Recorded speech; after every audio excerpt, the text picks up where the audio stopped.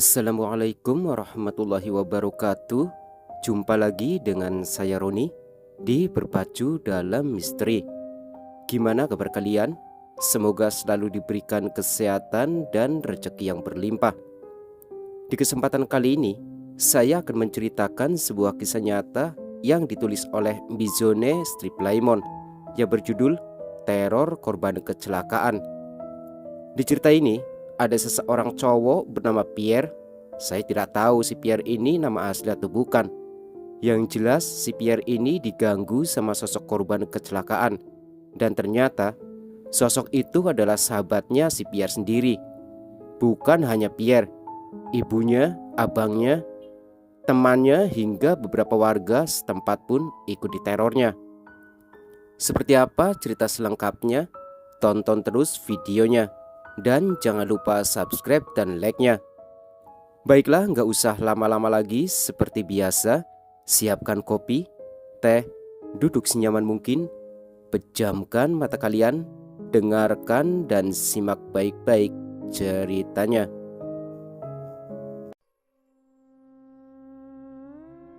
Jadi kejadiannya itu beberapa tahun belakangan, di mana saat itu gua masih SMP kelas 9 atau kelas 3. Kalau masih ingat cerita gua dengan judul misteri meninggalnya sahabat kami, karena kejadian ini tuh terjadi di beberapa tahun setelah kepindahan gua ke salah satu kota di Jawa Barat. Namun gua tinggal di kecamatannya ya, bukan di kotanya. Pokoknya kecamatannya ini emang orang gak pada tahu. Cuma kalau gua sebutin kotanya, lumayan orang-orang tahu juga dan pasti nebak-nebak makanan khasnya.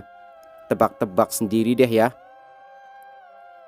Zaman-zamannya bensin 2 tak di pinggir-pinggir jalan udah hampir mau punah. HP pun saat itu masih jadul dan belum Android kalau gua nggak salah ingat. Dan dulu di dekat gang masuk perumahan gua itu ada warung kecil dari kayu. Orangnya ini jualan gorengan, kopi, es, dan lain-lain. Ya pokoknya mirip warkop deh. Nah di sampingnya itu ada pohon asam Jawa yang lumayan tinggi dan gede banget. Dan yang jualnya itu biasanya gua sama temen-temen panggil emak dan abah Ai. Itu warung adalah tempat biasanya gua dan teman-teman nongkrong sore hari dan selepas sholat isya sama pemuda-pemuda akamsi. Dan gang masuk perumahan gua itu tepat banget menghadap jalan raya. Siang sampai sore itu mobil-mobil besar seperti bus Widya dan truk-truk besar itu sering banget lewat jalan situ dengan laju yang cukup. Bahkan hitungannya sangat kencang. Makanya jalan depan gang gua ini seringkali terjadi kecelakaan. Bisa dikatakan rawan kecelakaan lah. Truk dan motor lah, truk dan mobil angkot lah, dan lain-lain. Karena keadaan jalan yang cukup tidak baik bahkan hancur parah, mengenaskan pokoknya. Banyak bolongan di mana-mana. Bahkan kalau hujan, jalan raya udah kayak empang-empangan, banyak endapan air. Sore itu kebetulan gua nggak ikut nongkrong ya sama teman-teman, karena gua ingat sekali waktu itu gua lagi ngerjain tugas. Ketika sedang fokus-fokusnya, tiba-tiba ada suara keras dari jauh seperti menggema. Semua orang berlari keluar rumah, saling tanya satu sama lain. Suara apa itu? Gila pokoknya. Kalau diibaratkan mirip 2 ban puso pecah aja gimana kerasnya. Gua aja kagetnya bukan main. Padahal rumah gua agak jauh ke jalan raya. Namun kata bapak-bapak yang lewat depan rumah gua itu bilang kalau ada kecelakaan beruntun di depan gang.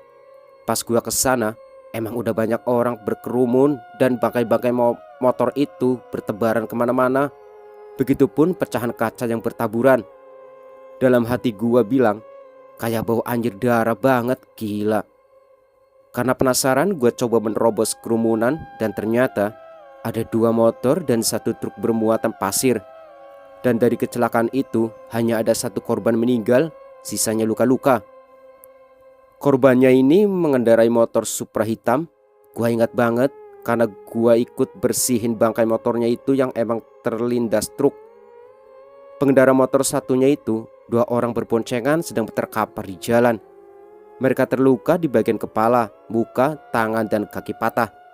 Ya meskipun gak bisa dikatakan ringan juga sih menurut gua. Si supir truknya ini kaki kirinya terjepit dan kepalanya juga kena pecahan kaca. Setelah semuanya dievakuasi, si supir ini bilang sambil menahan sakitnya, "Pas ban mobil pecah di depan saya itu seperti ada orang tinggi besar berdiri. Jadi jalanan itu nggak kelihatan. Tiba-tiba nabrak terus mau rem juga susah banget." Nah si korbannya itu entah bagaimana ya, yang gua dengar dari warga dan polisi di TKP yang mengevakuasi, katanya karena terlindas semua organnya itu keluar, bahkan biji penisnya itu sampai terpental. Kok bisa ya? Entahlah. Karena pada saat itu gua nggak ikut keseluruhan evakuasi korban yang meninggal itu. Gua cuma bantuin angkat korpse bag polisi yang kuning itu loh. Tanpa gua sadari itu, korps bagnya itu ternyata ada bolong-bolong kecil di bagian bodinya. Otomatis darah bercucuran dan mengenai kaki dan sandal gua.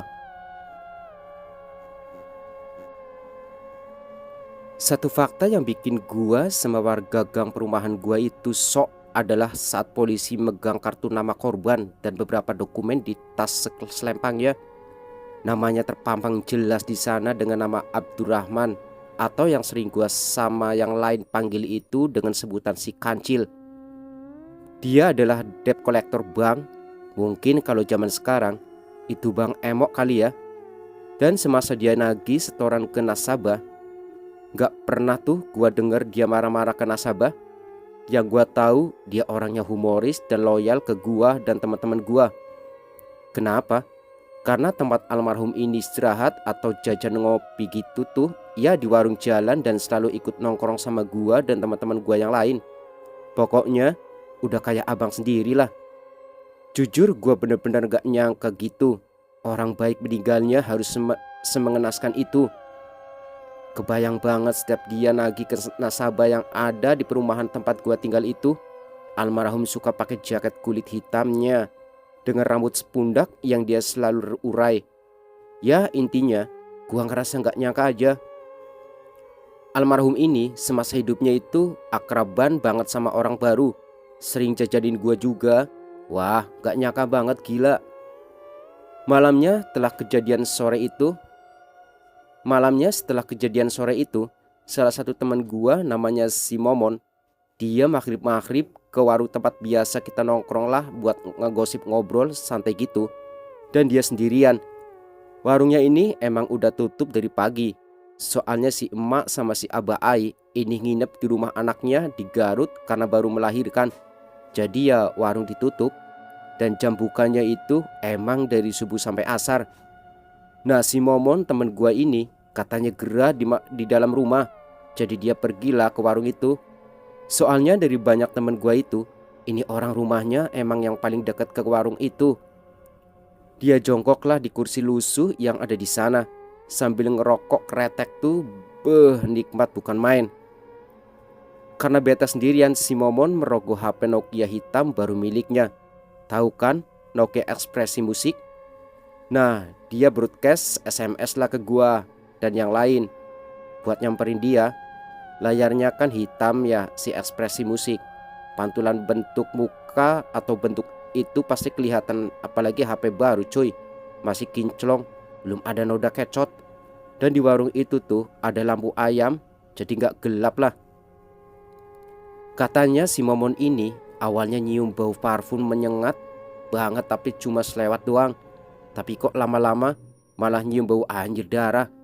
Dan itu anjirnya bukan main. Terus dia ngomong dalam hati kayak, tadi sore kan emang habis ada korban kecelakaan ya di sana. Masa iya kecium darahnya? Kan udah ditaburin pasir. Sambil ngelihat ke arah jalan raya tempat dimana tragedi itu terjadi. Tiba-tiba bulu kuduknya pun mulai berdiri, merinding. Pas mukanya balik lagi ngeliat HP buat mastiin teman-temannya balas SMS dia apa enggak, dia malah tambah merinding lagi. Si Momon ini ngeliat dengan jelas pakai mata kepalanya kalau ada pantulan dirinya dan seseorang di belakangnya lewat layar HP-nya itu. Sosok yang dia lihat dari pantulan layar HP-nya itu adalah laki-laki dengan muka yang berdarah-darah, hancur gitu, agak sedikit gepeng, dan rambutnya itu gondrong. Tapi dia nggak ngelihat seluruh badannya, dia hanya melihat kepala sampai pundak. Gua yang diceritain saat itu merinding asli. Dengan cepat si Momon ini nengok ke belakang buat mastiin, dan ternyata yang dia lihat itu benar. Malah lebih menyeramkan pas dia nengok daripada ketika dia lihat di layar HP. Kata si Momon, sosoknya ini itu ngomong tapi mulutnya itu gelu gitu. Tapi dia dengar apa yang sosok ini omongin. Kurang lebih seperti ini. "Mon, tolong saya belum tenang." Karena takut, si Momon ini lari ke rumahnya. Ditanyalah sama ibunya, "Kamu kenapa sih?" Ya biasalah, nanya-nanya basa-basi gitu. Si Momon malah kayak orang linglung dan buru-buru masuk ke kamarnya. Dan malamnya pun si Momon ini dimimpiin. Katanya orang itu atau sosok yang dia lihat di warung itu ada lagi, dan ngomong yang sama. "Mon, tolong saya belum tenang." Si Momon bangun sambil ngos-ngosan dan sempat bengong tuh beberapa menit. Lalu dia mikir, nih sosok bentuknya persis sama yang kecelakaan tadi sore. Apa iya si Kancil? Tapi gua salah apa ya sama dia? Gua kan cuma ikut ngeevakuasi doang. Tiba-tiba dia ingat, pas ngebantuin evakuasi sama warga dan polisi tadi sore, si Momon pakai baju lengan panjang tanpa dia lipat dulu ke atas. Mungkin darahnya kena bajunya itu. Dia langsung lari ke dapur buat ngecek bajunya. Pas dilihat di tumpukan baju kotor, memang di lengan bajunya itu, di lengan sebelah kanan itu ada noda darah. Tanpa pikir panjang, bajunya itu dibakar sama dia malam itu juga. Emang rada caur teman gue yang ini. Katanya sekalian buang sial. Setelah itu gak ada teror mimpi atau ditampakin lagi. Di hari yang sama juga menimpa gua terornya anjir. Gua saat itu lagi nonton football match Liga Inggris di jam 1 malam. Gua biasanya ngajak teman buat nginep di rumah biar bisa secengan atau gocengan dan nyaksiin bareng-bareng. Gua udah siapin makanan, kopi dan rokok 3 batang. Pokoknya ini rumah aman banget lah saat itu. Ibu gua udah tidur. Bapak gua juga gak ada lagi, ada acara sama teman-temannya. Tiba-tiba di dinding tuh kayak ada yang nyakarin. Gue hiraukan lah. Setelah suara cakaran dinding itu, ada yang ngetuk jendela gua. Gua kasih tahu dikit ya. Ruang nonton atau tempat keluarga gua itu, samping buffet TV-nya itu ada jendela. Kalau gua lihat keluar jendela itu, ada mobil yang berarti sampingnya itu garasi. 2 kali jendela diketuk. Gua kan gampang kesal ya kalau diganggu-ganggu gitu. Gua gebrak jendelanya balik. Awalnya emang gak ada ketukan lagi. Oh mungkin cicak, kata gua dalam hati. Tiba-tiba ada suara samar-samar karena gua lagi nonton dengan volume yang agak kencang. Gua kecilin lah volumenya. Itu jelas banget suara si Kancil yang agak tengek. "Pierre, tolong saya belum tenang. Saya mohon, saya ingin pulang." Gua terus mastiin dengan cara telinga gua tempelin ke jendela. Habis itu gua sibak itu gorden lebar-lebar. Dan itu adalah sosok setan yang paling serem menurut gua setelah pocong. Si Kancil ini nampakin wujudnya dengan muka yang berdarah-darah hancur rata. Dan kedua tangannya megang isi perutnya. Anjir, gua ngetik berasa flashback ke kejadian itu. Gila. "Anjir, ibu!" Bodoh amat TV yang masih menyala dan gorden yang masih terbuka. Gua lari ngibrit ke kamar ibu. Dan gua peluk ibu, gua erat-erat. Ini adalah momen gua melihat hantu paling menakutkan seumur hidup gua. Selang beberapa hari ada cerita lagi dari warga-warga. Tepatnya ibu-ibu komplek. Biasalah kalau lagi nunggu tukang sayur pas ngobrol ngalor ngidul. Katanya ada orang dari tetangga kampung sebelah mau masuk ke gang perumahan gua. Sebut aja Pak Uci lah. Gua kenal soalnya dia emang suka mijit-mijit orang gitu. Gua pernah patah pergelangan tangan disembuhin sama Pak Uci. Mungkin Pak Uci mau mijit kali ya. Waktunya itu tepat setelah ba'da maghrib. Kan memang mitosnya kata orang tua itu, jangan keluar pas ba'da maghrib, karena demit keluar semua. Ini gua antara kasihan sama ngebayanginnya bikin ngakak. Nah, Pak Uci ini kendarai motor metik. Tahu kan motor metik kalau kegas dikit gimana? Pas mau masuk, motornya itu kayak ditahan gak bisa maju. Dia bingung kan, tapi tetap dia gas terus tuh. Namun sialnya masih gak jalan-jalan juga. Karena penasaran, dia nengok ke belakang tanpa melihat kaca spion. Katanya Pak Uci benar-benar ngelihat jelas ada sosok laki-laki dengan wajahnya yang hancur penuh darah. Rambutnya gondrong lepek dan memakai jaket kulit warna hitam. Gua sih udah bisa nebak kalau itu kayaknya si Kancil. Sosoknya itu sedang memegangi motornya Pak Uci pakai tangan kanannya. Kasusnya ini hampir sama seperti yang menimpa teman gua si Momon Sarmon. Sosoknya ini ngomong sama Pak Uci, "Tolong saya belum tenang, saya ingin pulang." Karena takut, Pak Uci gas lagi tuh motornya sambil baca-baca doa dalam hati dan istighfar berkali-kali. Tiba-tiba motornya maju dengan cepat karena tadi sempat digas full dan lepas kendali hampir menabrak portal gang. Untungnya dia langsung loncat dari motor dan membiarkan motornya itu terjatuh. Itu stang motornya pun sampai bengkok. Udah itu spekbor hancur, Pak. Portal gang perumahan gua itu bukan yang diangkat ke atas ya, tapi yang digeser ke samping, dan itu pakai besi yang agak gede. Nah, keesokan harinya lagi nih, kejadiannya sore hari. Ini yang Pak Uci alami itu sama persis dengan tetangga samping rumah gua. Namanya Wak Encas. Bedanya, Wak Encas ini gak ditampakin nih sosoknya. Hanya motornya itu sama kayak ditahan. Digas-gas terus malah semakin berat suara motornya. Dan tiba-tiba nyelonong aja bisa jalan lagi. Karena kaget, Wak Encas ini gak kesigap Pak Uci tempo hari. Wak Encas jatuh tersungkur dan dengkulnya sebelah kirinya itu berdarah. Di hari yang sama malamnya, seperti biasa selepas sholat isya, gua sama teman-teman nongkrong di warung pinggir jalan raya itu. Sebelum jam 11 malam, gua selalu berpamitan untuk pulang duluan. Karena ibu gua itu disiplin banget. Gua pulang telat dari jam yang ditentukan beliau, ya udah habis gua gak dikasih masuk. Namun sebagian teman-teman gua di warung itu sampai jam 1 dini hari. Nah, yang ngalamin terornya kali ini itu si Atek. Kebetulan rumahnya itu di seberang jalan raya. Selepas masuk ke dalam rumah, tadinya si Atek ini mau nyalain lampu ruang tengah, tapi dia urungkan niatnya itu dan lebih milih untuk tidur di kursi sambil menonton TV aja katanya. Gak lama kemudian, pintu rumahnya itu ada yang ngetuk. Ya layaknya orang bertamu ke rumah lah gimana. Si Atek mikir, masa iya tamu di jam segini? Ketukan pertama dia hiraukan, ketukan kedua dia juga hiraukan. Nah, ketukan ketiga ini, si Atek beranjak ke ruang tamu dan ngintip lewat si bakan gorden kaca. Dengan jelas juga dia melihat sosok orang pakai jaket kulit hitam kayak banyak cakaran gitu.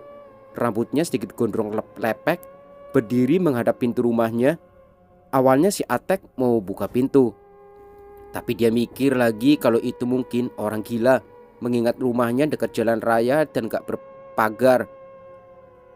Dia tutup kembali gordennya.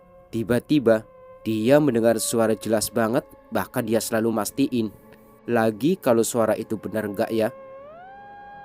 "Tek, tolong saya belum tenang," katanya. Itu suaranya kayak kasihan banget. Si Atek mendengar itu mengusap-usap telinganya dengan keras, seakan meyakinkan lagi kalau telinganya itu salah dengar atau enggak gitu. Meskipun sedikit merinding, dia sibak lagi tuh sedikit gordennya. Sekarang posisi yang Atek lihat itu, kepalanya menghadap ke arahnya. Mukanya hancur sehancur-hancurnya dengan muka yang berlumuran darah. Jelas sekali si Atek ini lihat hidungnya yang rata penuh darah. Dengan cepat dia menutup gordennya keras-keras dan berlari ke kamar ibu bapaknya sambil menangis. Keesokan harinya si Atek ini sakit panas selama 2 hari. Gua tahu banget sih, dia emang penakutnya bukan main. Mirip almarhum Kinoy sahabat gua dulu. Selang beberapa hari lagi, tetangga gua yang rumahnya sebelah kiri dari rumah gua, dia punya anak cewek, namanya Lucy. Memang Lucy ini satu tongkrongan juga sebenarnya, dan cewek satu-satunya yang ikut nongkrong. Cuma jarang-jarang gitu mainnya. Intinya memang anak baik-baik lah. Waktu pulang sekolah ya pulang, waktu sekolah ya sekolah. Beda banget lah sama gua. Waktu pulang sekolah ya nongkrong main-main dulu sama temen. Nah satu waktu si Lucy ini duduk sendiri di warung tempat biasa gua sama yang lain sambil menunggu angkot lewat. Kebetulan warungnya itu gak buka dari semenjak ada kejadian kecelakaan hari itu. Dengar-dengar lagi pulang kampung ke Garut. Nah si Lucy ini karena sendiri gak ada teman ngobrol, dia buka buku catatan buat baca-baca sekilas lah. Biasanya sih Lucy ini emang sering banget bareng sama gua boncengan. Cuma ya tahulah, anak di umur segitu kalau udah putus suka pada gengsi. Dia benar-benar gak bisa fokus. Tiba-tiba pundaknya itu terasa berat dan terasa pegal. Dan sempat juga si Lucy ini mencium darah yang sudah membusuk. Tahu kan darah busuk baunya gimana? Singkat cerita, di jam 1 siang banyak banget motor masuk ke dalam gang perumahan gua. Gua mikirnya saat itu, wah ada seserahan nih. Kalau enggak ya ada yang mau tunangan. Kegirangan tuh gua saat itu, bisa makan gratis. Gua ajaklah 2 teman gua buat ngikutin motor itu. Tapi masa iya seserahan pakaiannya baju PNS yang coklat itu. Sampai tiba di depan rumah gua, ternyata gua ngedengar suara si Lucy ini sedang teriak-teriak sambil nangis. Karena penasaran, gua samperin dong itu kerumunan dan ngintip di kaca jendela depan rumahnya Lucy. Si Lucy lagi dipegangi beberapa orang. Karena yang gua lihat tangannya itu mengepal sambil merem, nangis teriak-teriak gitu. Terus gua ngomong dalam hati, ini kesurupan asli atau bohong ya? Nah yang bikin serem dan merinding lagi adalah orang tua Lucy ini manggil orang pinter buat nyembuhin kesurupannya itu kan. Pas dibaca-bacain, si Lucy ini malah ngikutin dan bahkan ngebenerin ayat orang yang pinter itu baca. Si Lucy menggeram terus mengomong, "Elmu maneh han sakitu. Maneh moal bisa ngusir aing ti awak budak iya. Iya budak milik aing." Nah kalau yang gak tahu artinya kurang lebih kayak gini. Ilmu kamu cuma segitu. Kamu gak bisa ngusir saya dari badan anak ini. Ini anak milik saya. Makin penasaran, makin bingung juga gua saat itu. Lah kok bisa bacaan suci setan kagak takut? Pengen rasanya gua lempar rosario gua. Siapa tahu tuh setan kesakitan. Si Lucy ini kan ngomongnya cempreng. Ini suaranya berat banget dan kayak marah. Gua masih menyangkal kalau Lucy ini gak kesurupan. Tiba-tiba si Lucy ini mengedarkan pandangannya. Dia kayak melihat satu persatu orang yang ada di situ dalam keadaan mata tertutup. Nah anehnya si Lucy ini mukanya pas menghadap gua. Terus dia membuka matanya menatap gua cukup lama. Lalu senyum nyeringai gitu. Merinding gua ngebayanginnya gila. Gua ngeri saat itu dan akhirnya gua lebih milih buat pergi ke rumah. Malamnya kata ibu gua yang memang ada di sana, orang tua si Lucy ini manggil lagi orang pinter yang berbeda. Yang menariknya adalah entah percaya atau enggak, sebelum orang pintar ini sampai ke rumah si Lucy, si orang pintarnya ini melihat sosok tinggi besar berbulu, matanya merah besar menyala, mulutnya bertaring panjang, tangannya panjang menyentuh tanah sambil mendekap seorang gadis. Karena orang pintar ini sudah kenal sama keluarga si Lucy, jadi dia hafal betul siapa yang sosok itu bawa. Di situ juga katanya ada sosok yang sedang ngebantuin si Lucy untuk lepas. Ternyata sosoknya itu si Kancil. Aduh, gua nggak ngerti deh masalah gitu-gituan. Susah masuk nalar gua. Gua juga nggak tahu gimana caranya si orang pintar itu ngambil sukma si Lucy dari sosok itu. Pas datang di rumahnya si Lucy, si orang pintarnya ini cerita. Dia ngomong, "Lucy, ini tadi sukmanya jalan-jalan seperti orang bingung. Saya juga lihat dia dibawa oleh sosok makhluk besar hitam. Saya dulu sering kesini, jadi saya tahu makhluk besarnya ini tinggalnya di pohon asam dekat jalan raya. Cuma yang satunya saya nggak tahu. Sosoknya itu ngebantuin Lucy pakai jaket kulit hitam. Fix sih, jaket kulit hitam ya si Kancil." Jadi intinya si makhluk gede ini itu suka sama Lucy. Dia pengen Lucy ini jadi pendampingnya, katanya ya. Nah, kata si orang pintarnya itu, ada satu sosok yang baru dia lihat. Sosoknya ini seperti kebingungan juga, mau pergi kemana. Katanya ya dia bertahan, dia tertahan. Gua sih nggak tahu dan nggak ngerti maksud dari orang pintar ini. Oh iya, sebagai gantinya agar Lucy ini nggak dibawa sama sosok gede itu, syaratnya adalah kepala kambing muda yang warnanya full hitam. Entah kenapa setelah kejadian itu, si Lucy jadi bisa melihat hal-hal goib. Begitu sampai sekarang sudah menikah dan punya anak pun masih sama. Dan kejadian si Lucy yang kesurupan ini bikin heboh orang-orang sekitar. Hari kemudian datanglah yang punya warung. Gosipnya si emak ini kan subuh-subuh memang suka bikin gorengan dan memang pulang duluan dari Garut. Si emak ini diganggu juga katanya. Selain barang-barang yang jadi pindah-pindah sendiri, terus ada yang ngetuk-ngetuk pintu warung juga. Sampai akhirnya dinampakin wujudnya. Kata si emas si sosoknya ini pucat, bibirnya itu benar-benar bibir kering kayak pecah-pecah gitu. Waktu itu si emak emang belum sadar kalau itu bukan manusia. Ditanyalah sama si emak, "Tos, nagian Cil, badi ngalaut. Udah nagih Cil, mau minum?" Si sosoknya itu hanya menggeleng pelan. Yang bikin anehnya, pas si emak mau balik ke dalam warung, si sosoknya ini ngomong, "Mak, tolong saya belum tenang." Pas si emak nengok lagi ke belakang, sudah gak ada. Dan hampir sama juga yang menimpa suaminya. Besok sorenya jam 5-an, si Abah Ai benar-benar baru sampai banget depan gang perumahan itu. Dia ngelirik ke arah warungnya yang udah tutup itu. Dan dia melihat sosok pemuda gondrong yang dia kenal. Di sana sedang berdiri menatap jalanan. Si Abah Ai ini awalnya memikir kalau itu salah satu teman gua, si Harry atau si Bogel.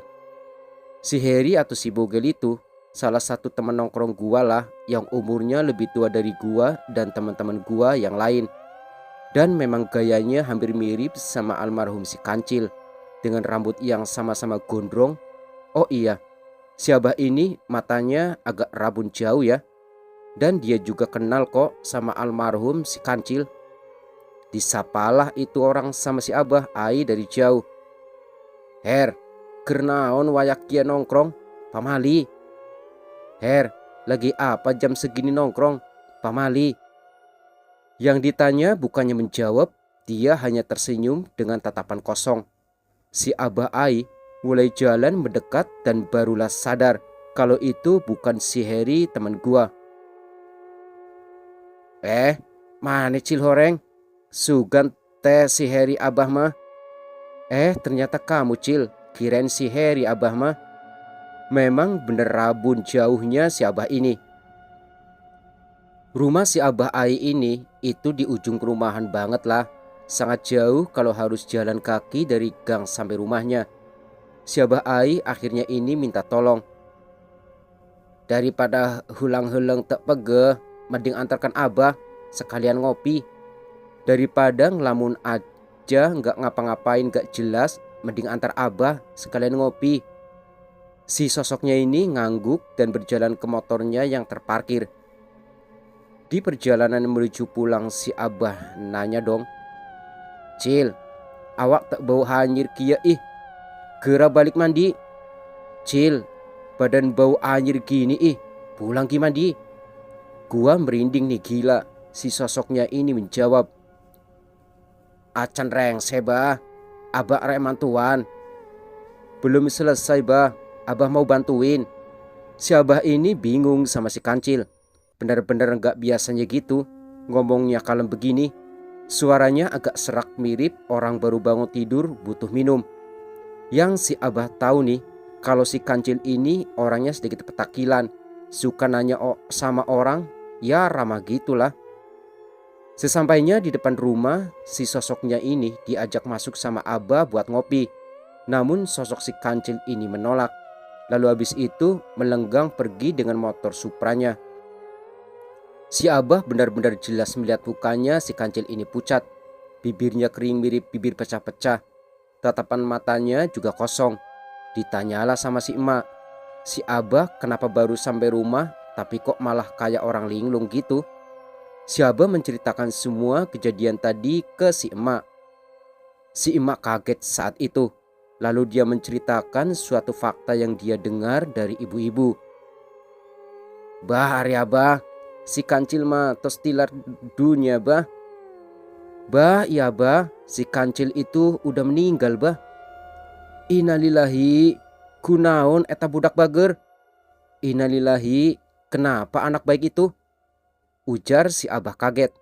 Si emak ngejelasin lagi kalau si kancil ini meninggal kecelakaan di jalan raya dekat warungnya. Meninggal karena tergilas truk yang bermuatan pasir. Di hari yang sama, malamnya gua keluar rumah sekitar jam 8-an lah ya. Gua udah SMS-an sama si Atek buat mengambil buku novel yang dia pinjam tempo hari. Harusnya kan yang minjem yang nganterin, ini yang punya yang jemput. Ya gimana ya? Diiming-imingi kaset kanibal, jadi ya udah, ngambil novel sekalian minjem kaset. Perasaan gua pulang dari rumah si Atek itu jam 9 lebihan. Tapi atmosfernya itu beda aja gitu pas masuk gang. Singkat cerita, abis gua kunci pagar dan masuk rumah. Baru juga gua kunci pintu rumah. Mau jalan ke kamar, gua ngedenger ada yang manggil nama gua jelas banget. Tapi suaranya kayak sedih-sedih pilu gitu. Wah gak beres nih pikir gua. Gua balik badan, ngintip di balik gorden. Tapi di luar gak ada siapa-siapa. Gua panggil-panggil ibu gua, gak nyaut-nyaut. Ternyata lagi di kamar mandi belakang. Baru juga gua rebahan di kasur sambil baca deskripsi di kertas wadah kaset yang gua pinjam. Ada ketukan di kaca 2 kali. Gua bengong sebentar tuh buat mastiin lagi. Ketukan itu ada lagi. Gua jadi ingat kejadian tempo hari pas gua nonton bola dini hari. Gak banyak cincong, gua lari keluar kamar dan hampir tabrakan sama ibu gua. Seperti biasa, gua diomelin karena gerasak-gerusuk di rumah. Ibu mau kemana? Tanya gua. Keluar bentar, mau ngambil sepatu kerja. Lupa sama ibu gak dimasukin ke rumah. Ibu gua mau jalan, gua tahan-tahan dan ngotot bilang gak usah. Ibu gua ini emang gak ada takut-takutnya. Waktu itu aja keluar jam 11 lebihan karena pengen beli teh doang di warung ujungnya buka 24 jam. Naon si pie mani sok riweh. Apa si pie suka ribet? Ya udahlah daripada gua diomel-omelin malam-malam kan ya. Gua biarin aja lah ibu keluar. Cuma gua ini ngomong dalam hati. Puas mun ditampakeun tahda. Artinya itu mampus deh kalau ditampakin. Beberapa menit kemudian ibu gua balik lagi sambil memanggil-manggil nama gua. Saat gua lihat mukanya panik dong. Ada apa gerangan si kawan? Santai aja brodi. Sumpah gua ngakak banget. Ibu gua duduk dempet-dempetan sama gua. Gua tanya dong kenapa. Iya katanya pas ibu buka pintu di depan gerbang ada orang berdiri sambil nunduk. Pas ibu gua manggil mas, sosoknya ini mendongak melihat ke arah ibu gua. Otomatis ibu gua kaget karena mukanya itu rata dengan darah-darah kering di sekitar mukanya. Pakai jaket kulit hitam dan ternyata itu sosoknya mirip banget si kancil. Alhasil gak jadi ambil sepatu kerja karena takut. Bahkan ya, saat itu tuh pas mau kencing aja, pinta antar gua. Haha, ibu gua kena mental. Dan akhirnya kita tidur di ruang keluarga sambil gelar kasur lantai. Karena hampir 2 minggu warga diteror sama sosok si kancil ini, akhirnya RT-nya ini ambil tindakan untuk mencari orang pintar. Sebetulnya sebelum orang pintar ini didatangkan, warga setempat berunding kalau malam Jumat diadakan doa bersama untuk almarhum supaya nggak meneror kami lagi. Namun sayangnya nggak berhenti di situ. Gua aja hampir setiap malam ada ketukan di jendela sama suara-suara yang memanggil nama gua. Kalau gua pribadi sih sebetulnya nggak terlalu peduli ya. Tuh setan mau ketuk-ketuk kayak mau gebrak-gebrak pintu atau suara-suara aneh kayak. Jujur gua akan hiraukan. Cuman masalahnya kalau udah ditampakin kan gue ngeri juga gila. Gua sampai mikir ya, tiap gua pindah rumah atau pindah ke suatu tempat ada aja yang bikin gua ngerasa gimana gitu. Malam itu gua ingat banget, semua anak muda dan bapak-bapak itu disuruh kumpul di balai. Dan malam itu juga kami ceritalah gangguan apa aja. Gua sempet tuh yang paling kapital ngomong, karena yang lain itu diganggunya cuma sehari dan paling lama itu 2 hari. Lah gua hampir tiap malam. Gua mau cerita sedikit di mana gua emang saat itu tuh lagi pusing dan ngantuk banget kan. Gangguannya ini seperti biasa ketukan dari jendela, tapi ke kacanya. Itu kan nyaring banget ya kalau ngetuknya kenceng dan ritme ketukannya itu nggak berjeda. Gua kesel kan, gua samperin tuh sumber suara, gua gebrak kacanya. Dalam hati sebetulnya mengumpat kesal ya, soalnya bukannya berhenti malah tangan gua yang sakit. Dan suara itu tuh makin jelas ketika ketukan kacanya berhenti. Pierre, tolong saya. Karena gua merasa benar-benar keganggu, gua ngomong tuh saat itu. Aing teu peduli nyamane curik apa lain. Aing hayang molor tuduh. Tong, ngaganggu aing. Mun maneh hayang ngopi, nyieun wae seorang tuh ka dapur bisa mah. Hayang udut melis orang ka warung. Aku gak peduli ya kamu setan apa bukan. Aku mau tidur ngantuk. Jangan mengganggu aku. Kalau kamu mau ngopi, bikin aja sendiri ke dapur kalau bisa. Mau rokok, beli sendiri ke warung. Saking kesalnya gua udah kayak orang kurang waras aja ngomong sendiri di kamar. Akhirnya kan gua tidur di ruang tengah sambil gua nyalain TV dengan volume yang lumayan keras. Besokan paginya di hari Minggu di bulan Desember, RT-nya ini bikin pengumuman yang semalam kumpulan tolong hadir di balai katanya. Ya gua hadir lah standby sama si Momon Sarmon. Gua nggak tahu si RT ini dapat orang pintar dari mana. Pakaiannya sih mirip dukun ya. Pakaian yang serba hitam. Mirip nih sama baju kampret. Terus kepalanya pakai ikat kepala batik coklat gitu. Dan tasnya itu pakai tas koja. Mirip-mirip tukang domba sih menurut gua. Si Momon nyenggol gua sambil cekikikan. Pierre, tingali dukun teh jika tukang adu domba. Pierre, lihat deh dukunnya mirip tukang adu domba. Gua bisa-bisa mungkin buat gak ketawa tuh susah banget. RT-nya ini ngejelasin terornya gini-gini. Dan si orang pintarnya ini bilang, kita ke tempat kejadian perkara aja supaya bisa nemu titik temunya dan kemana nyelesainya. Akhirnya kami berbondong-bondong ke jalan raya tempat di mana kecelakaan itu terjadi. Kami juga disuruh untuk menyusuri selokan di dekat warung, siapa tahu ada sesuatu yang mengarah ke sosoknya tersebut. Sementara yang lain menyusuri jalan di seberang. Karena gak membuahkan hasil, si orang pintarnya ini nanya siapa yang bisa mediasi. Ya kami gak ngerti jadi cuma diam aja. Karena kami gak tahu dan ngerti, si orang pintar ini menawarkan dirinya untuk mediasi. Dan dia menyuruh RT untuk tanya-tanya. Gua saat itu tuh mikir pertunjukan macam apa ini hei. Come on lah, semuanya terlihat tidak masuk akal. Jadi intinya setelah ditanya-tanya itu, arwah yang masuk ke badan si orang pintar ini bilang kalau si kancil ini semasa hidupnya punya janji sama adiknya. mau beliin adiknya ini HP. Dan sosok si kancil ini juga bilang, tadinya habis nagih itu dia mau pulang ke kampung halamannya buat beliin HP, tapi naas. Nasibnya berkata lain. Dia juga bilang, tolong sampaikan maaf dia ke keluarganya. Lah, kata gua dalam hati, gimana caranya? Orang dia aja tinggal di kecamatan ini ngontrak ya. Kami mana tahu. Dia cuma cerita kalau dia asli orang Indramayu. Gua sama teman-teman yang lain aja nih yang sering ngobrol kalau di warung gak pernah tahu Indramayunya di mana. Ya mungkin lupa kali ya. Sampai akhirnya si orang pintar ini sadar dan mengusap wajahnya. Kita doakan aja lagi katanya, supaya arwahnya tenang dan gak mengganggu atau meneror warga lain. Dan si orang pintarnya ini juga bilang, masalah dia punya janji atau apalah itu, biarlah itu jadi urusan dia.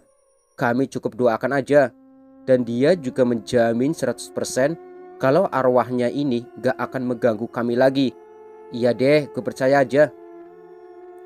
1 minggu kemudian, sosok yang mirip si kancil ini ternyata masih ada seliweran. Ya emang aman, gak ada ketukan pintu ke warga atau kegangguan lainnya. Cuma kadang ada beberapa orang yang lihat itu. Dia berdiri aja gitu di pinggir jalan. Kadang duduk di warung sambil melihat ke arah jalan raya di mana dia terakhir meninggal. Dan intinya masih ada gitu. Dan jadinya malah sering mengganggu pengendara pada malam hari. Entah katanya nyebrang tiba-tiba hilang, bikin kagok pengendaraan lah.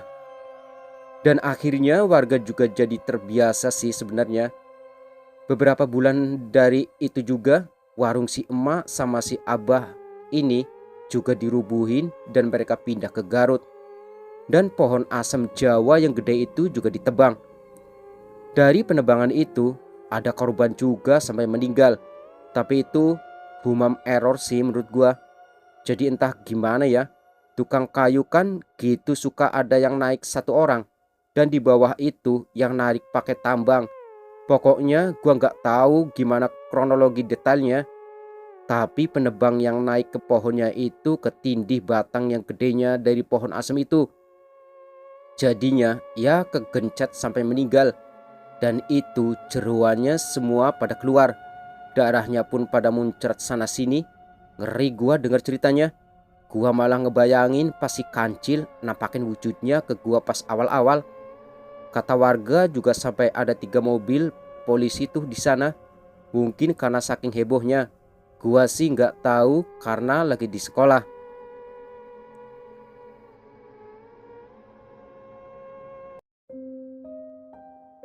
Nah, itulah teman-teman ceritanya. Menyeramkan kan? Gua aja yang menceritain ini sangat merinding sekali ya.